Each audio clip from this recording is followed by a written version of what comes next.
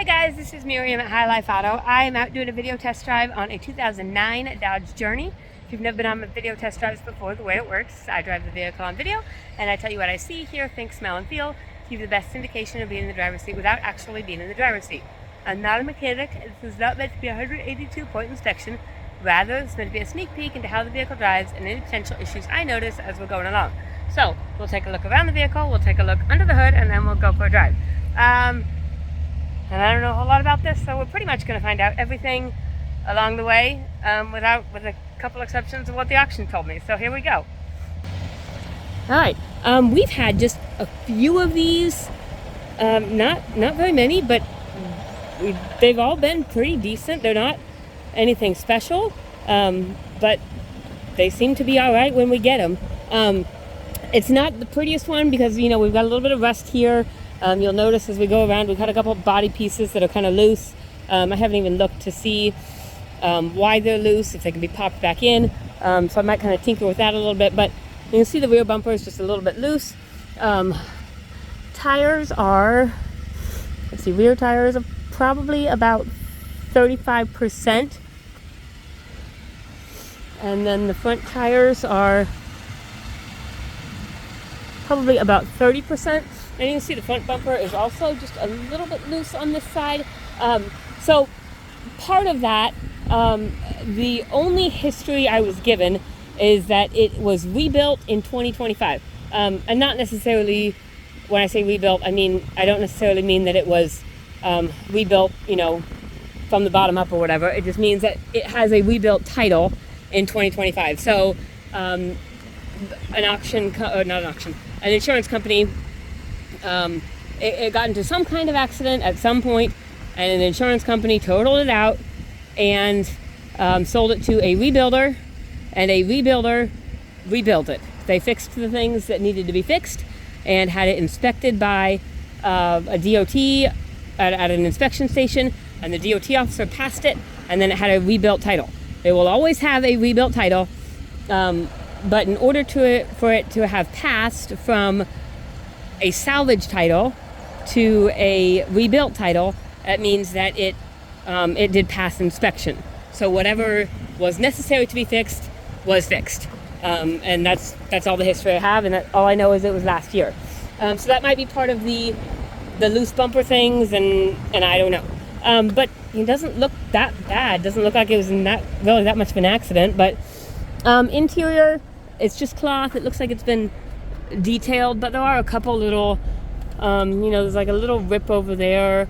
The door panels, I don't think they're supposed to be, maybe they are, but they just look a little bit flat. I don't know, maybe they're supposed to be that way, or maybe they're supposed to have cushion or something in them. I really don't know for certain. Here's the back seat. But you have the same thing really on all of them, so maybe it's, maybe it is supposed to be that way. And this one's coming loose a little bit. I really don't know. So if you're a Dodge Journey person, maybe you know the answer to that. Maybe yours is a little bit more puffy. It does have a backup camera. You can see right there. So here's this back bumper. You can see it's just a little bit loose. It doesn't look broken or anything, so I just haven't done any tinkering on it.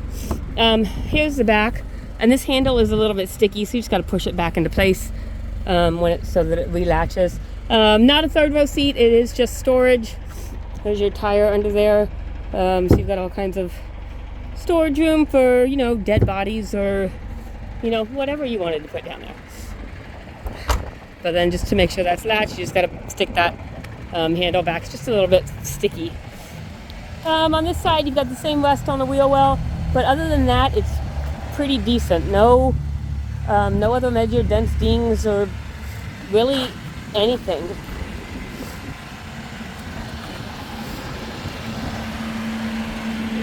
And up here, I guess, you got a little bit of stuff going on right there, but that is kind of the extent of it. I'm trying to find the hood release.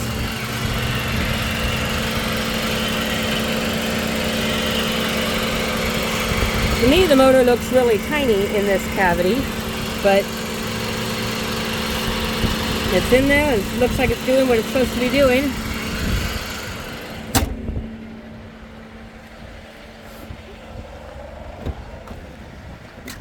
Alright, we did have to redneck up some things, and it was done this way at the auction, but I just had to fix it.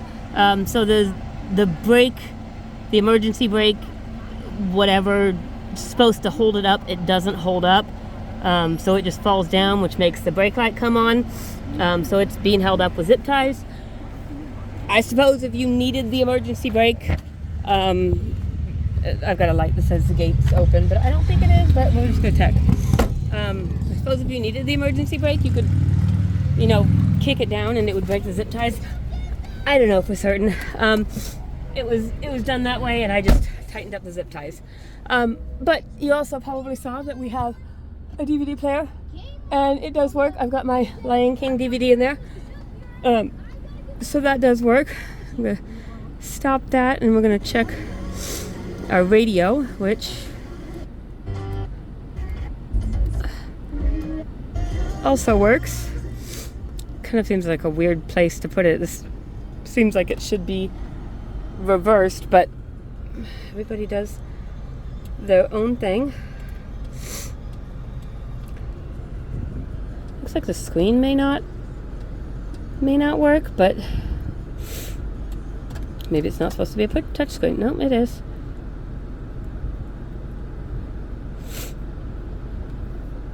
I don't know, but the radio works. I've also got the air conditioning on, and it works. We will briefly turn the heat on just to make sure that it works.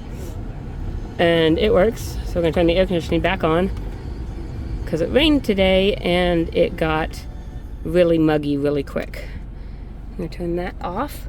Up here we have check engine light and airbag light, and it still says the gate's open, which I don't think it is, but it says it is, and we'll see that seatbelt light on.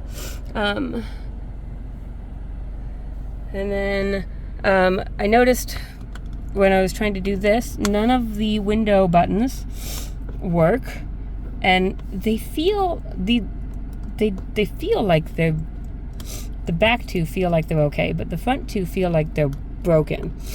And so I don't know, and they don't work from any of the doors either, but that's kind of common if this master switch doesn't work, that none of the others will work with Dodge. So I had to do that with a Dodge Caravan. I just replaced this, and then they all worked just fine. So I'll have to look and see if I've got anything to replace that with, and just see what we can do. So pay attention to my description to see if that if I get that done, or if I get that tested or anything like that, because that will tell you if I know those windows work.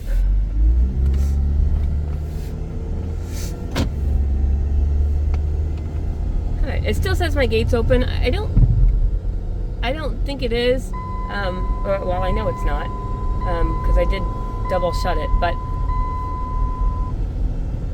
it did not seem to affect the battery at all, because the car started up just fine. My seatbelt light is going off. Of course, it's warning me.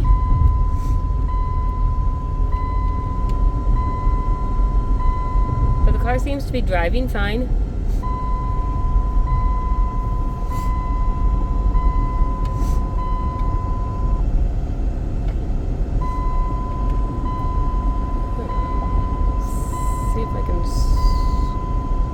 Scroll through somewhere. It's got 194,000 miles. Let me see if I can scroll through somewhere to get.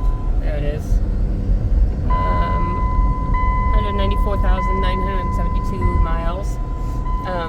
And it looks like last year, so it hasn't been driven very much. I assume it's been sitting.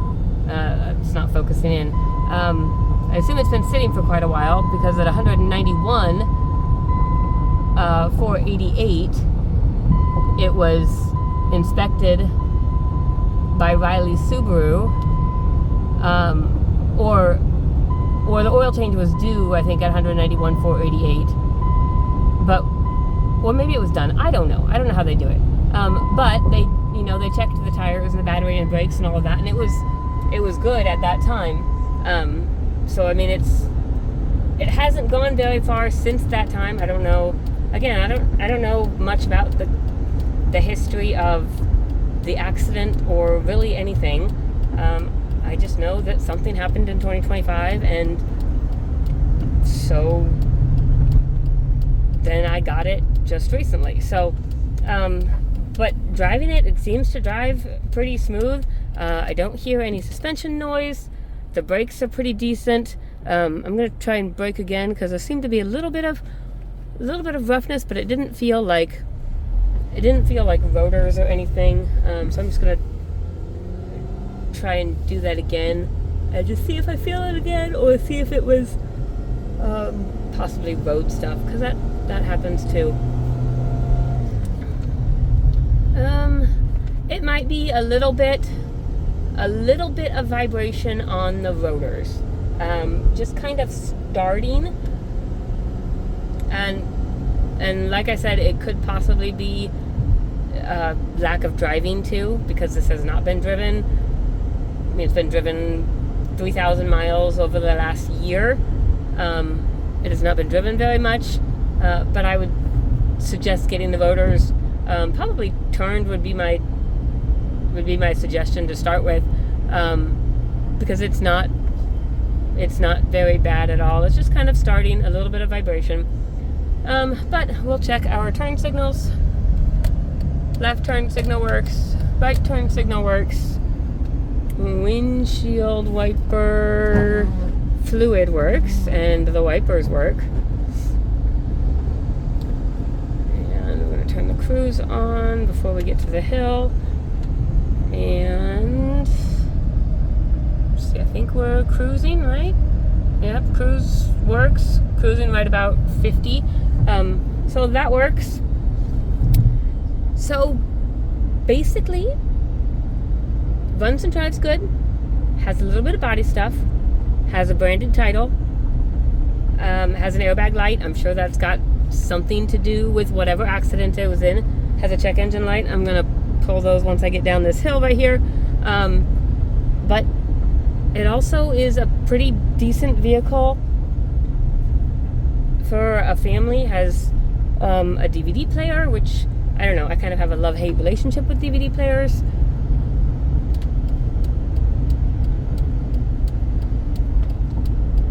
Alright, so I'm just going to get over here to my spot. Probably, so the rotors, I think, are your thing that need to be checked out. And the parking brake. That's another thing. But otherwise, let's get up here and let's put it in park and let's check this sucker out. Okay. Stored codes. Oh, no codes in that module, but okay, there's two modules. Let's go to this module. Read codes. Stored codes. Okay, P17, 457, that's a fuel cap that was off, that's an evap code, which is nothing. P456, that's a very small leak, which could also be the fuel cap, or it could be, really could be anything in the exhaust system. Any tiny pinhole leak in the exhaust, or any gasket, or anything. If it's been in an accident, really there's no telling where that leak is. It says cylinder 2 misfire detected. I don't feel that anywhere. P17 again, the crankshaft position, camshaft position correlation, bank 1 sensor B. So that's just saying that the crankshaft and the camshaft position correlation, the way that they're supposed to match up, the computer is not reading that they're matching up exactly the way that they're supposed to. And they're just repeating. So let's I'm looking more at the cylinder 2 misfire. So let's go and see. And let's look at our, I think, our onboard monitor test. We should be able to look at something.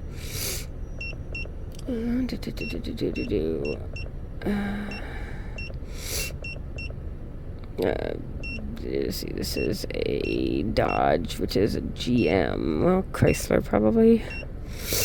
Let's see if it comes up under Chrysler. Sometimes we can look up misfire cylinder 2 data. So let's look up and see if it's actually misfiring or if that's just like an old code. So test value. So it misfired once in the last driving cycle. So really, it didn't do anything. It just pulled that code. We'll just look at the others and just make sure that there's nothing on cylinder 1. Let's see, cylinder 3. Nothing on 3. Let's see.